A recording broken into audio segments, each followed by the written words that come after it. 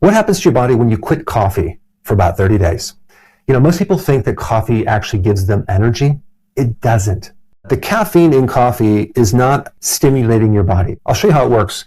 In your brain, you have something called adenosine. Maybe you might have heard about this before from another compound called ATP, which stands for adenosine triphosphate.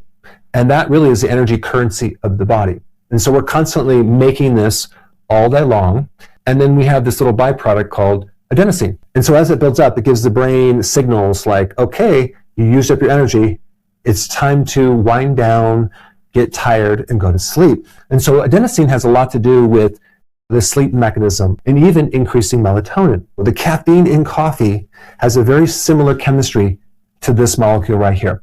So it can fit into that receptor in your brain and actually inhibit the signals for sleep. It's not really giving you any energy. It's not stimulating you. The problem is when you start drinking coffee over and over and over, then it takes more and more caffeine to create the same effect. Like in college, I started off with a little bit of coffee and then a little bit more and a little bit more to the point where I had to drink massive amounts of Cuban coffee to stay awake, which then burnt out my adrenals because it was doing everything very artificially and I had no clue at the time. And so when someone comes off coffee, there's going to be a withdrawal period of time. And I'm going to go through what happens throughout the month if you were to get off coffee. Day 1 and day 2, if you just stop drinking coffee right now, within about 16 hours, you might notice you get a headache. And that is because we're getting a decrease in this thing called dopamine. And so without that stimulation, dopamine goes down and your head starts hurting.